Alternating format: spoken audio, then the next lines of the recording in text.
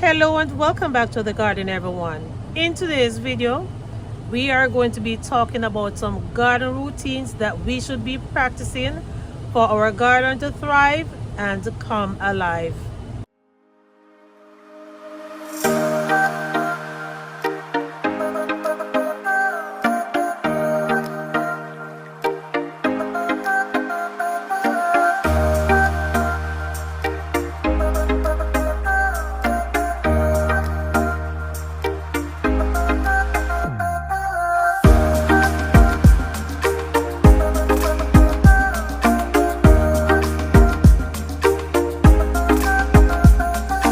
In 2024, my tagline was growing more for 2024, and it wasn't until the latter part of 2024 I actually started growing more. Now, I recently had to do a garden makeover because of some challenges I was experiencing, and the challenges allowed me to look on things differently. It gives me an opportunity to recheck myself, recheck the garden, to see some of the things that I was not applying correctly. I'm not going to say I made a lot of mistakes, because I always say there is no mistakes in gardening, but it's just experiments. Yes, so a lot of them fail. I had a few successes, but one thing I know for sure is that I have learned from whatever experiments I did. Whatever I didn't get to accomplish last year, I'm going to try my best with the help of God to accomplish most or all of those things this year. So I noticed that a few of my kales, they have a lot of aphids on them, even though there are some garlics planted amongst them. I had to take out some of the cabbages and put them in another area where they were getting some sunlight. Now I am going to show you what I think. I have one kale that is, I'm gonna say, mightily infested with aphids. I didn't pull that one out because I wanted you all to see how it is looking, and I'm also going to share with you what I'm going to spray it with. All right, so I'm going to show you what the kale looks like now. So as you can see, there is indeed an infestation of aphids. Look, there is so much on this kale plant. I started taking off some of the leaves, but then I said I wanted you all to see what they are looking like. So I'm going to take off all of these leaves right now. I'm going to wash them off, and then I'm going to reuse them in the garden for compost, because I'm not throwing away anything at all. I hate wasting things. So these are the worst ones, and then I'm going to use a concoction that I just mixed up this morning to spray them.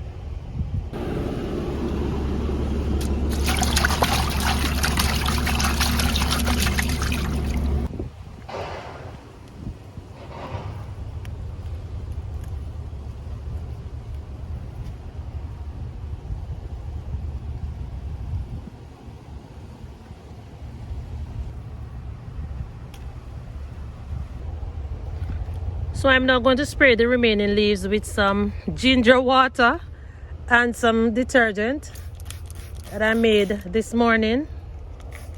I have never used this on any of my plants before, but because it is organic, I was using the ginger for some tea. I had it left overnight in my cup. I was about to throw it out this morning, and it just dawned on me to use it to spray the plants.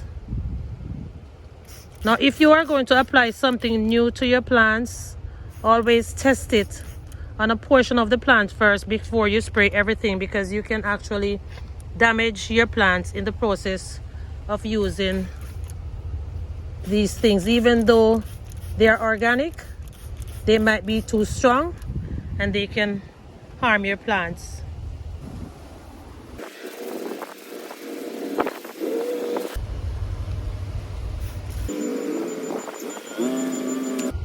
So we have to make sure that we are our own plant detectives, because look at this. Look at all these babies, our mothers lingering in here. Well, I'm going to take the whole thing off. I just cannot leave them there. I'm not taking the chance of spraying them and they might not come off. They are too much.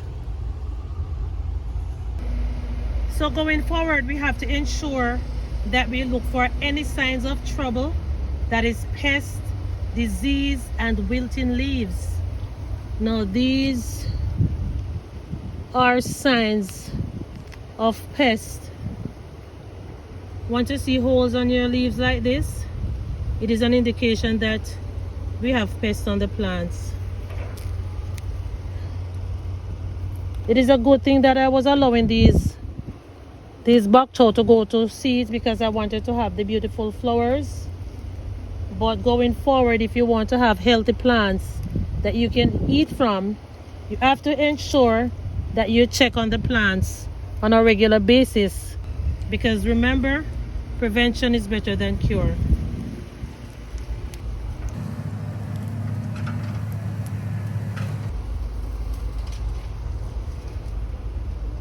Look at this.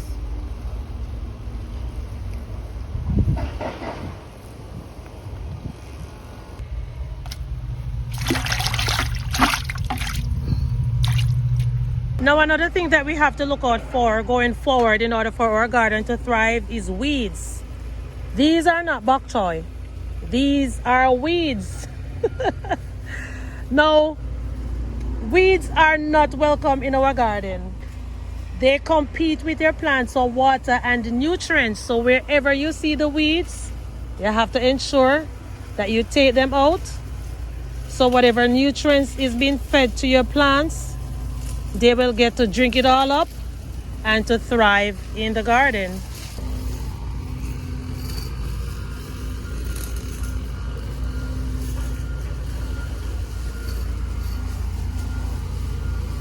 Now these weeds, I am not going to be throwing them away. I'm either going to drop them under here for them, not either, I am putting them under here for them to break down, and they are going to add nutrients to the soil going forward. So even though they are not welcome in the space where we have other things growing, they're very much welcome to be a part of the soil, so it can add nutrients to the soil. So any unwanted weeds that you have in the garden, you can just pull them out and add them right back to your soil to add nutrients to the soil.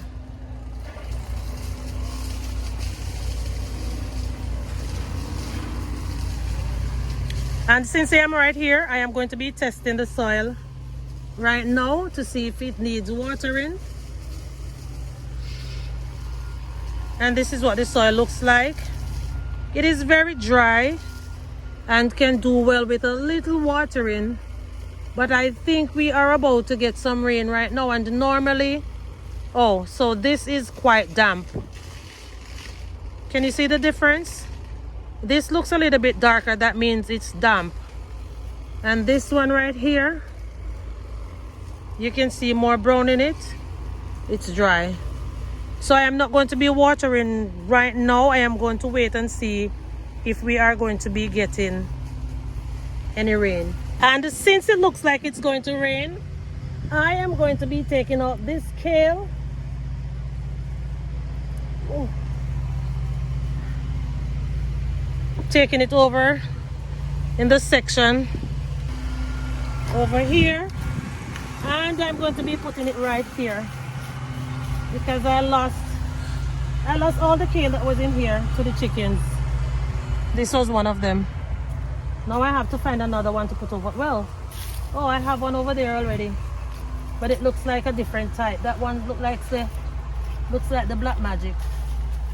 So I'm putting this one right here, and here I have a rosemary plant. Last year I grew some cabbages, and I interplanted some rosemary with the cabbages, and there were no pests on my cabbages. So now I am going to be interplanting rosemary in most of my containers. Well, that is the ones that have space. So this is okay. And since I am standing right here now, looking at these beautiful dry leaves, going forward, one of the things I want to practice is to ensure that I mulch my containers to retain moisture. So if you look closely at this soil, look at it. It is very, very moist. I have not been watering this container on a regular basis. Let me check on this one, because God knows the last time I watered this one. And look at it. See? Look at this. Very moist. So one of the things that you have to practice for your garden to thrive is to ensure that you mulch all of your containers. I recently transplanted my chamomile, and I use the banana leaves to make my very own mulch. I moved my chamomile over to this area because when I looked up after completing that project, I realized that when the rain falls, it was going to fall directly into the containers, and I didn't want it to beat out my chamomile plants. So as soon as these chamomile grow and start putting out their flowers, I might be relocating them, or I might just leave them right here. Now another thing that I want to practice going forward is companion planting. In this container I have some kale, garlic, mustard, bok choy, and pepper, and I also sowed some zinnia seeds in there. Now one of the reasons why I want to do a lot of companion planting is because it can create an ecosystem for the garden. So having an ecosystem in your garden provides numerous benefits, including increased biodiversity, improved pollination, natural pest control, healthier soil, better water management, and a more sustainable garden by fostering a natural balance between plants, insects, and other organisms. Planting a diverse range of plants will attract beneficial insects like bees, butterflies, and hummingbirds, leading to better pollination and fruit set on our crops. Beneficial insects like ladybugs and lacewings will prey on garden pests, helping to naturally regulate their populations. Another important factor to consider if you want your garden to thrive and come alive is succession planting. Succession planting provides a continuous harvest throughout the growing season by strategically staggering the planting of crops, maximizing yield from a garden space by allowing for multiple harvests from the same area over time. So that is why I am going to be adding some garbanzo beans in this area right there. This barrel over here, I am not only adding these garbanzo beans to the barrels because I want them to eat. Garbanzo beans can also improve soil fertility. They resist pests and thrive in dry conditions. They are a low maintenance crop that can reduce the need for fertilizer. So I would encourage you to plant some garbanzo beans in your garden because they're a nitrogen fixer. And since we mentioned the topic of companion planting, the garbanzo beans can also be planted with marigold and basil.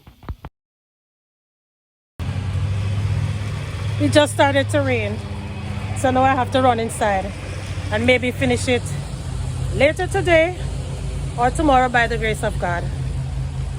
Oh! Bucket fell over.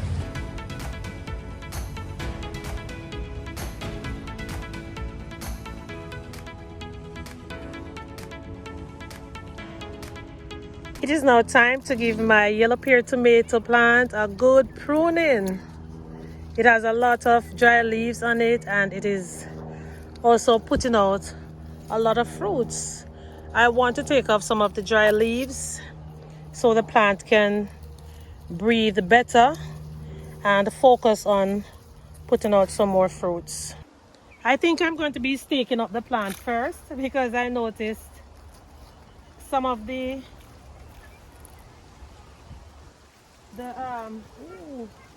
the branches has gone through the fence.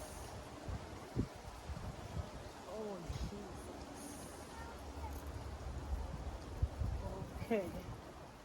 Now this is what I'm going to be using to stake my plants.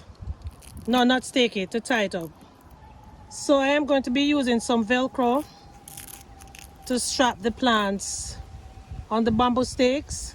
I do not use zip ties, and I usually use some clips in the past, but these have done a better job for me, and when I'm done using them I can always take them off and reuse them on other things.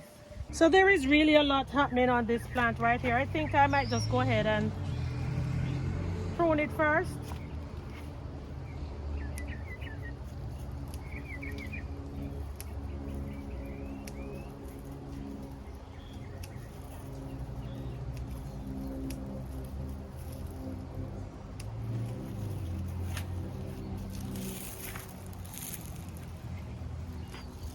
So if there is no pests on the leaves that you're taking off, you can just go ahead and put them back at the base of your plant.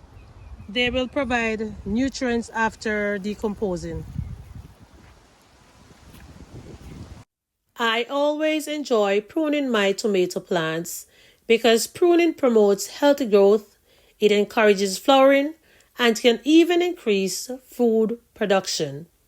It's all about redirecting the plant's energy. Removing dry leaves and branches from a plant will force the plant to produce more. Now, the parts of the plant that is going to be removed is the part that have disease, the ones that have pests, the ones that have holes in them, the leaves that are brown and look as if they are dying. Those are the parts that you are going to be taking off. And if your plant looks too bushy, you have to take off a lot of the leaves.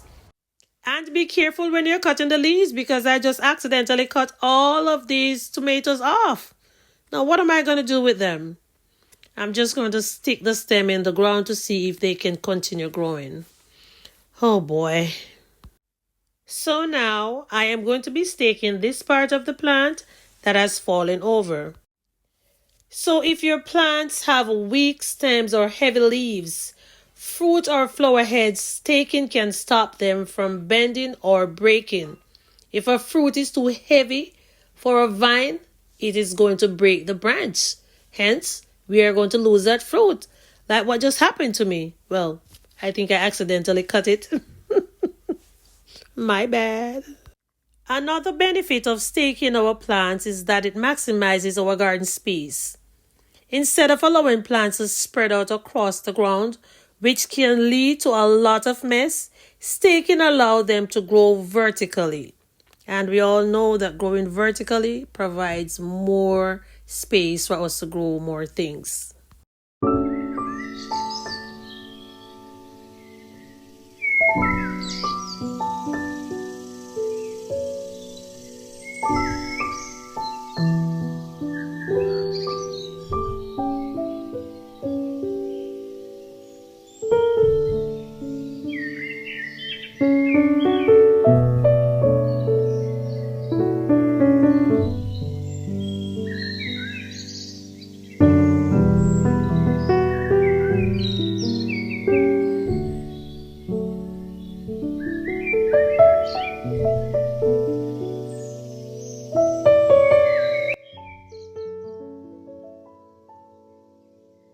These two pepper plants were staked from their initial stages of growth.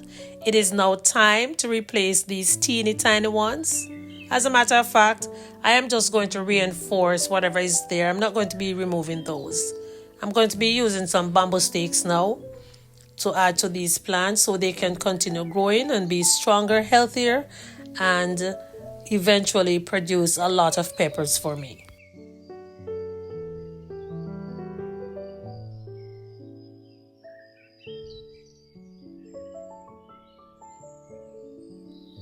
This tomato plant was recently transplanted in this area, and I placed it in the center of the bucket so It is going to need some additional support, and I am now putting one of my bamboo sticks in there for the support. And as soon as the plant gets bigger, I might be able to take out this bamboo stick and just have the cage that is around it to hold the tomato plant.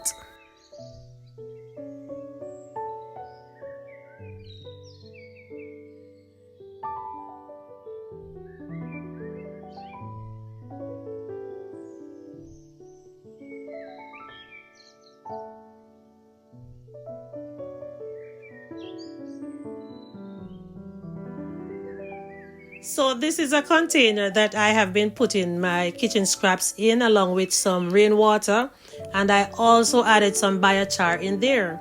I am now going to be using this portion to fertilize my plants. So whenever you fertilize your plants, it provides them with essential nutrients such as nitrogen, phosphorus, and potassium, which are necessary for healthy growth, leading to increased crop yields, better flower production, stronger root systems, and overall improved plant health, simply by replenishing nutrients that is depleted from the soil during growth cycles. Essentially, it feeds the plant to enable optimal development and productivity.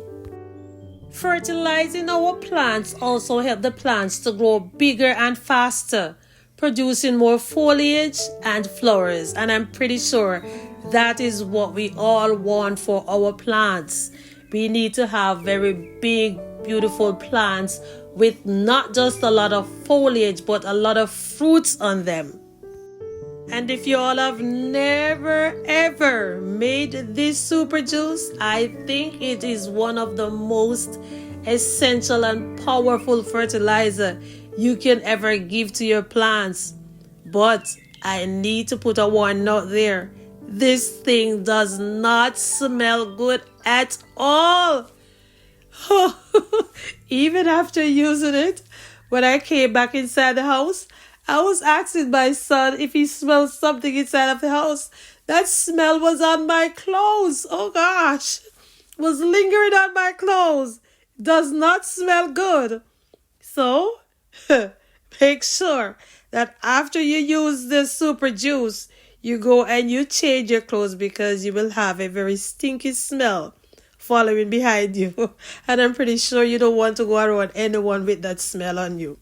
All right. So I am now fertilizing these pepper plants because they're in the process of putting out a lot of fruits.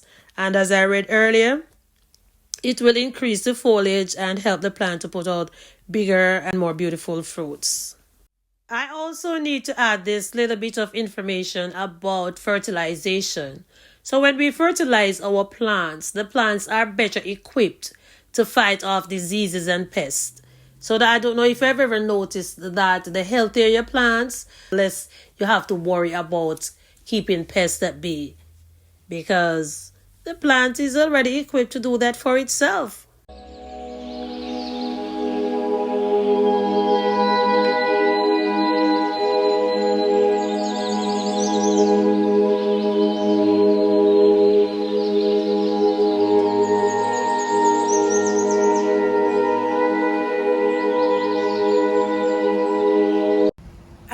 Two of my tomato seedlings growing in this container right here.